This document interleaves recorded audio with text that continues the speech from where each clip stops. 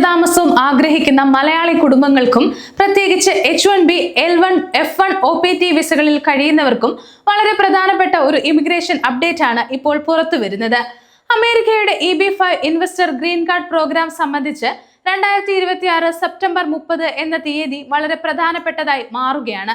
എന്തുകൊണ്ടാണ് ഈ തീയതി ഇത്ര പ്രധാനപ്പെട്ടത് ആകുന്നത്? നമുക്ക് നോക്കാം. EB-5 റീജിയണൽ സെന്റർ പ്രോഗ്രാമിന് നിലവിൽ ലഭിച്ചിട്ടുള്ള നിയമപരമായ കാലാവധി 2027 സെപ്റ്റംബർ 30 വരെ നീട്ടിയിട്ടുണ്ട്. അതുകൊണ്ട് 2027 വരെ കാത്തിരിക്കാമെന്ന് കരുതുന്നവർ ഉണ്ടായേക്കാം. എന്നാൽ ഇവിടെ ഒരു പ്രധാന വ്യത്യാസമുണ്ട്.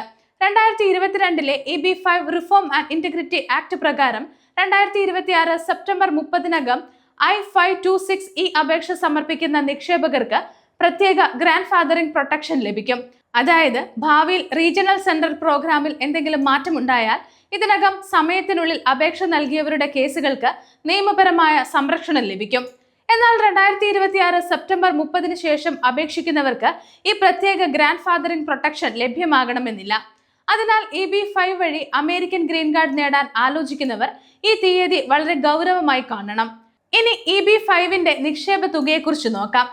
നിലവിൽ യോഗ്യമായ ടാർഗറ്റഡ് എംപ്ലോയ്മെന്റ് ഏരിയ അഥവാ TEA പദ്ധതികളിൽ EB-5 നിക്ഷേപത്തിനുള്ള കുറഞ്ഞ തുക $8 ലക്ഷം ആണ്. ഭാവിയിൽ ഈ നിക്ഷേപ പരിധിയിൽ മാറ്റം വരാൻ സാധ്യതയുള്ളതിനാൽ നിലവിലെ നിയമപ്രകാരം യോഗ്യരായ നിക്ഷേപകർക്ക് ഇപ്പോഴത്തെ നിക്ഷേപ നിരക്കിൽ അപേക്ഷ നൽകുന്നത് പരിഗണിക്കാവുന്നതാണ്. ഇനി അമേരിക്കയിൽ ഇതിനകം H1B, L1 അല്ലെങ്കിൽ F1 OTP വിസയിൽ കഴിയുന്ന മലയാളികൾക്ക് EB-5 നൽകുന്ന ഒരു പ്രധാന നേട്ടമുണ്ട്. നോക്കാം. അത് കോൺകറന്റ് ഫയലിംഗ് ആണ്. യോഗ്യതയുള്ള സാഹചര്യങ്ങളിൽ I-526 അപേക്ഷയ്ക്കൊപ്പം തന്നെ അമേരിക്കയിൽ നിന്ന് I-485 adjustment of status, I-765 work permit, I-131 advance parole എന്നിവയ്ക്കും അപേക്ഷിക്കാനാകും. ഇത് H1B വിസയിൽ കഴിയുന്നവർക്ക് പ്രത്യേകിച്ച് പ്രാധാന്യമുള്ളതാണ്.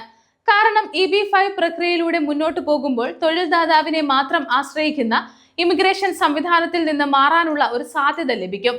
എന്നാൽ EB-5 അപേക്ഷ അവസാന നിമിഷം ചെയ്യാവുന്ന ഒരു നടപടിയല്ല.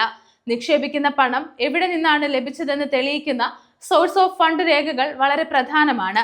ബാങ്ക് സ്റ്റേറ്റ്മെന്റുകൾ, ടാക്സ് റിട്ടേണുകൾ, സ്വത്ത് സംബന്ധമായ രേഖകൾ, നിക്ഷേപവുമായി ബന്ധപ്പെട്ട സാമ്പത്തിക രേഖകൾ എന്നിവ തയ്യാറാക്കേണ്ടി വരും.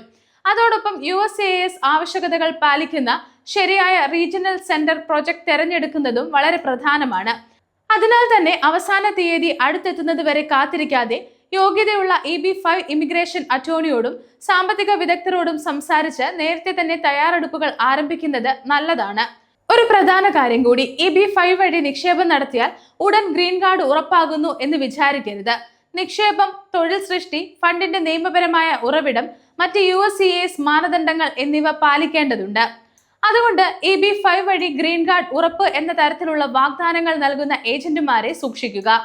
അമേരിക്കൻ ഇമിഗ്രേഷൻ നിയമങ്ങൾ മാറിക്കൊണ്ടിരിക്കുന്നതിനാൽ അപേക്ഷിക്കുന്നതിന് മുൻപ് USCISന്റെ ഏറ്റവും പുതിയ ഔദ്യോഗിക വിവരങ്ങൾ പരിശോധിക്കുകയും യോഗ്യരായ ഇമിഗ്രേഷൻ പ്രൊഫഷണലുകളുടെ സഹായം തേടുകയും ചെയ്യുക. American green card, H1B visa, EB-5 തുടങ്ങിയ ഇമിഗ്രേഷൻ വിസകളിലെ ഏറ്റവും പുതിയ അപ്ഡേറ്റുകൾ അറിയാൻ ഗ്ലോബൽ സമയം സബ്സ്ക്രൈബ് ചെയ്യുക. ഒപ്പം നിങ്ങളുടെ അഭിപ്രായങ്ങൾ താഴെ കമന്റ് ചെയ്യുക.